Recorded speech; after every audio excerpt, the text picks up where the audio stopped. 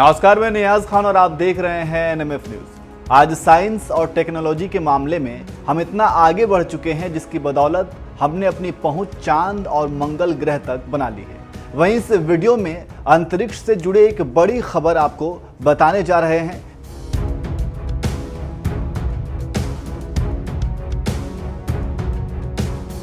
जी हाँ, कुछ समय के बाद अंतरिक्ष में धरती की कक्षाओं में घूम रहे और स्थापित सैटेलाइट्स को ईंधन खत्म होने की वजह से निष्क्रिय नहीं होना पड़ेगा और ना ही उन यानों को दिक्कत आएगी जो चांद या मंगल की यात्रा पर जाएंगे, क्योंकि उन्हें अब अंतरिक्ष में ही ईंधन भरने की सुविधा मिलेगी। इस साल जून में सैन फ्रांसिस्को स्थित एक स्टार्टअप कंपनी ने धरती की कक्षा में प्रोटोटाइप रिफ्यूलिंग स्टेशन लॉन्च किया था, जो सफलतापूर्वक काम कर रही है। इस स्टार्टअप कंपनी का नाम है ऑर्बिट फैब।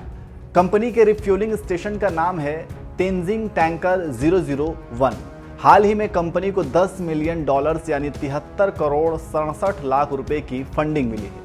इस रिफ्यूलिंग स्टेशन का सबसे बड़ा फायदा उन देशों की सैटेलाइट्स को होगा जिनके ईंधन खत्म हो चुके हैं। उनमें ईंधन भरकर दोबारा से सक्रिय किया जा सकता है। पुराने सैटेलाइट्स को अंतरिक्ष में ही रिफ्यूल करने से नए सैटेलाइट भेजने का खर्च बचेगा और साथ ही अंतरिक्ष में धरती की कक्षाओं में कचरा जमा होना बंद होगा। तीसरा सबसे बड़ा फायदा यह होगा कि अंतरिक्ष का कचरा नहीं बढ़ने से सैटेलाइट्स के आपस में टकराकर धरती की ओर आने का खतरा कम होगा। भविष्य में चांद और मंगल पर जाने वाले एस्ट्रोनॉट्स को अपने यान में ईंधन डालने के लिए इस रिफ्यूलिंग स्टेशन से मदद मिलेगी। ऑर्बिट फैब ने प्रोटोकॉल तेनजिंग टैंकर 001 को स्पेस एक्स ट्रांसपोर्टर 2 के साथ लॉन्च किया गया था। उस समय की लॉन्चिंग सफल थी। कंपनी का मकसद था इस रिफ्यूलिंग स्टेशन के जरिए कुछ खास तरह के जांच किए जा सके, ताकि यह पता चल सके कि इसके जरिए क्या सैटेलाइट्स को दोबारा रिफ्यूल किया जा सकता है या नहीं। बता दें कि तेनजिंग टैंकर 001 एक माइक्रोवेव के आकार का है। यह सूरज की कक्षा में धरती के चारों तरफ चक्कर लगाएगा। सैटेलाइट्स में ईंधन भरने के साथ ही यह धरती की तस्वीरें भी लेगा और मौसम संबंधी जानकारियां भी देगा। इसका मुख्य उद्देश्य अर्थ ऑब्जर्वेशन और मौसम संबंधी जानकारी देने वाले सैटेलाइट्स में ईंधन भरना है। ऑर्बिट फैब के सीईओ डेनियल फेबर ने बताया कि हमने दुनिया का पहला ऑपरेशनल सैटेलाइट फ्यूल डिपो बनाया है।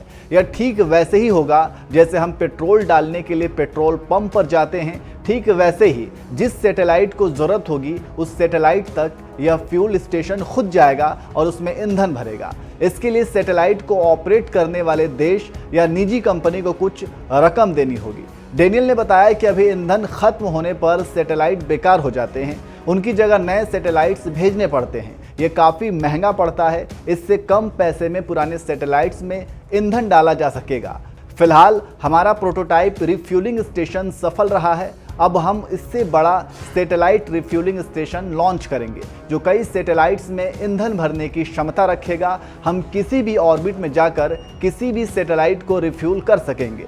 Tanker 001 rapidly attachable fluid transfer interface तकनीक पर काम करता है। यह दूसरे सैटेलाइट के ईंधन वाले हिस्से से जुड़कर उसमें ईंधन भर देगा। इसमें ऐसे सेंसर्स लगे हैं जो ये बताएंगे कि सामने वाले सैटेलाइट में ईंधन पूरा भरा है या नहीं। जैसे ही पूरा ईंधन भर जाएगा, यह उस सैटेलाइट से अलग होकर दूसरे सैटेलाइट में ईंधन भरने निकल पड़ेगा। डेनियल ने बताया कि अभी तक हमने ईंधन भरने वाला परीक्षण नहीं किया है, लेकिन बहुत जल्द ही हम यह करने में सफल होंगे। नॉर्थरोप ग्रूमैन कंपनी हमारे इस आइडिया से बेहद उत्साहित है। उसने हमें $10 मिलियन की फंडिंग की है।